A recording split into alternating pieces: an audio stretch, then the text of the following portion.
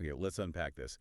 Have you ever stopped to think that maybe, just maybe, the way you react to things now as an adult, how you handle stress or money or even who you choose as a partner, it's all running on this kind of old software that got programmed way back during some really intense emotional moments when you were a kid. That's it exactly. It's a sort of automatic mode we all have. And we're diving into something called imprinting today. Imprinting, okay. It's basically when a really strong emotional experience, usually when we're young, leaves this lasting imprint. It's more than just a memory. It actually helps build the foundation for our beliefs, our values, and how we act as adults. Wow. So these moments, they could be good or bad, right? They could install limiting beliefs or maybe empowering ones. Absolutely. It works both ways. And often we're not even aware these base beliefs are running the show. They're, unconscious. Yeah. So the mission for this deep dive really is to kind of get a shortcut to understanding that internal architecture.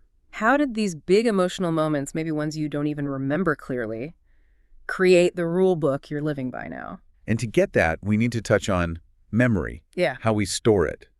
Think of your life, your memories, like a timeline, not just a flat line, maybe more like a river. Okay, a river. And these imprinting events, they're like massive boulders dropped into that river. They permanently change the flow. They're these focal points on your timeline, but they aren't just sitting there in the past. They're actively directing things now. Right, which explains why just, deciding to change isn't always enough. Yeah. If you have a pattern, say, you always avoid conflict or you keep ending up in the same kind of difficult relationship, you often have to go back to that original boulder, that first event where the conclusion was formed.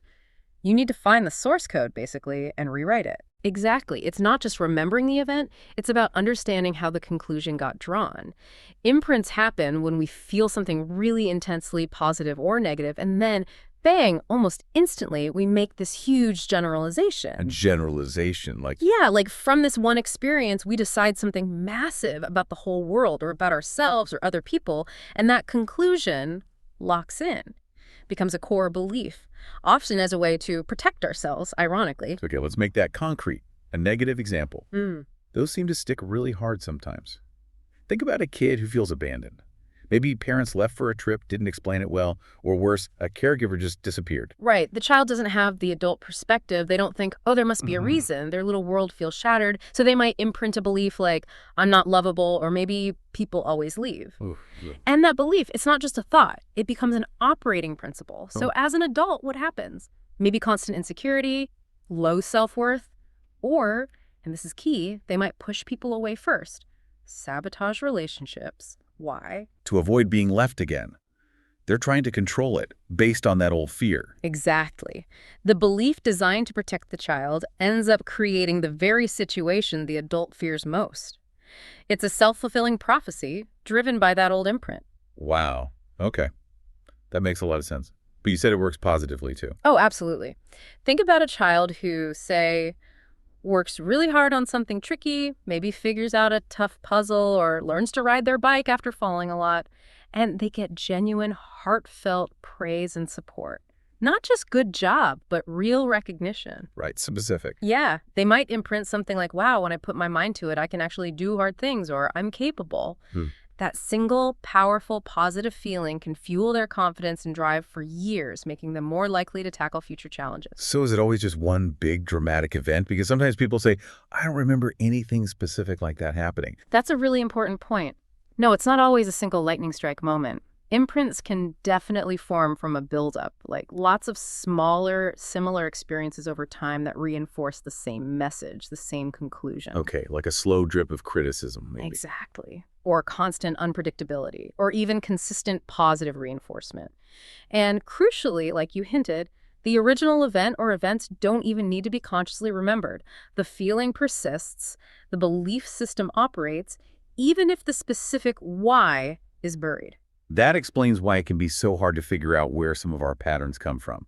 The feeling is there, but the memory isn't clear. Precisely. The emotional conclusion remains active. Okay, so we have these imprints from specific events, single or cumulative. But you mentioned structured types too, like built over time through certain kinds of interactions. Right. Think of these as conditioning within major life domains. They shape our fundamental assumptions about how things work. We can sort of categorize them. Like the authority imprint. how we learn to react to parents, teachers, bosses. Exactly. That shapes whether we see authority as helpful or threatening. It dictates our beliefs about rules, about what's allowed for us, what's possible versus impossible. Do we challenge things, or do we just comply? Makes sense. What else? Well, a really big one that affects daily life is the order and organization imprint. This sounds mundane, but it's huge. How so? What does that imprint control? It shapes our deep-seated feelings about control itself, about chaos, structure, neatness, messiness, our tolerance for it, our need for it. Okay, give me an example. How does that play out? Okay, imagine growing up in a super rigid household. Everything has a place, strict rules, maybe very little spontaneity, high consequences for mess or mistakes. Right, very controlled. That child might imprint a belief like chaos is dangerous, or I must be in control, perfectly ordered, to be safe. As an adult, maybe crippling perfectionism. They can't relax if things aren't just so. They might micromanage others, struggle to delegate, feel constant anxiety about losing control. Okay, I can see that. What of the flip side? A really chaotic home. Yeah, think unpredictable schedules, maybe volatility, no clear boundaries, things constantly messy or broken. That child might imprint something totally different, like trying to create order is pointless, or the world is inherently chaotic, you can't control anything. And as an adult. They might really struggle with starting tasks, procrastination, keeping things organized, maybe even basic routines, because deep down, their system concluded early on that structure is impossible or just not worth the effort. It feels futile. Wow. So two completely opposite childhoods create equally limiting beliefs, just manifested differently. That's powerful. It really is. And we also see this with the social imprint, our beliefs about fitting in, groups, trust, betrayal, and the financial imprint. The money one. That comes up a lot. Huge. Core beliefs about wealth, poverty, debt, what money means. Are rich people good or bad? Is it safe to have money? Is it okay to want it? These imprints often block people financially without them even realizing why they sabotage their own success or earnings. They might unconsciously believe having money makes me greedy, or I don't deserve wealth. Okay, so these structured imprints cover big areas. But what about, like, the deepest level? You mentioned trauma. Yes, developmental trauma. Huh. This is when significant negative experiences happen very early, especially pre-verbally or in early childhood. These leave incredibly deep structural imprints. Like the example you mentioned earlier, the 4-year-old. Exactly. Let's say a 4-year-old experiences something truly terrifying. A bad accident, maybe witnessing intense conflict, a natural disaster, something overwhelming. And critically, there's no adult there who provides safety, or maybe the adult is there but is equally terrified and frozen. So the child feels completely unprotected. Utterly alone and overwhelmed. Their little system is flooded. They don't have the cognitive tools to process it logically, so they draw a very basic survival level conclusion, something like, the world is fundamentally unsafe and I am alone. And that becomes their filter. It becomes the unconscious lens through which they experience everything else, even years later when they are safe and capable and have support. That feeling of primal vulnerability can persist underneath everything. This often happens when intense pain, physical or emotional, combines with a feeling of utter helplessness. We lack coping tools at that age, so we imprint beliefs like, I am helpless, or I'm not strong enough, or I am bad. Okay, so this is painting a picture of how we end up with these automatic, often unhelpful patterns as adults.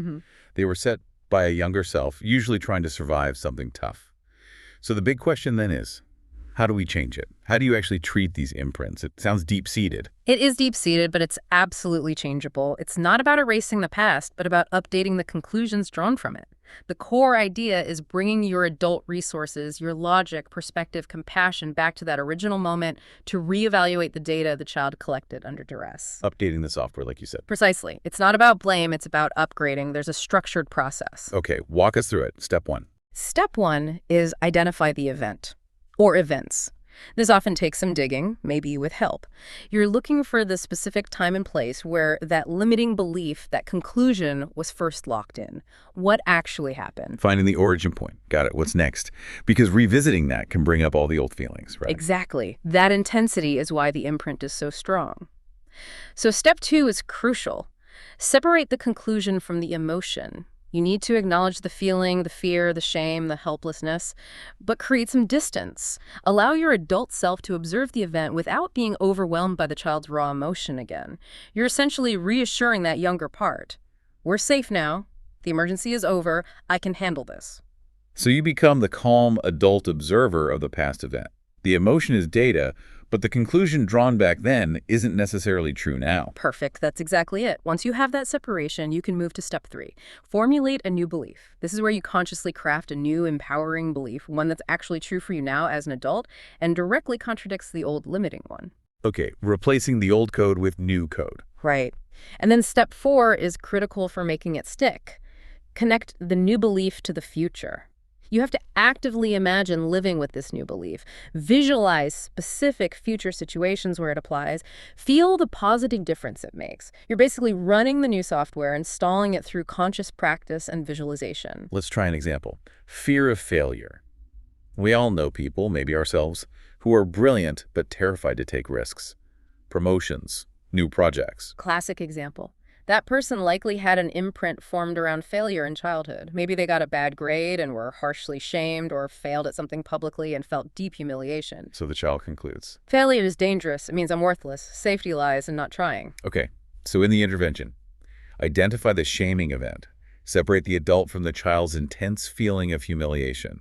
Then what's the new belief? The adult realizes the child's interpretation was just that a child's interpretation, lacking perspective. The new belief might be something like, failure is just feedback, or mistakes are how I learn and grow, or my worth isn't tied to succeeding every single time. And connecting that to the future. They'd visualize applying for that promotion or starting that project and imagining handling potential setbacks with this new mindset, feeling curious about the learning, not devastated by the failure. This rewires the expectation. Okay, what about the money imprint we talked about?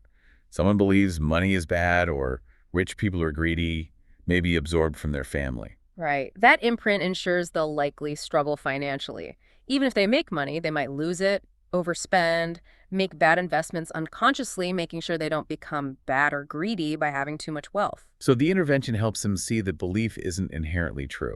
Exactly. They identify where they learned it, they separate the judgment from the tool itself, money is neutral, then they formulate a new belief like, money is a resource I can use for good, or it's okay to be financially successful and a good person.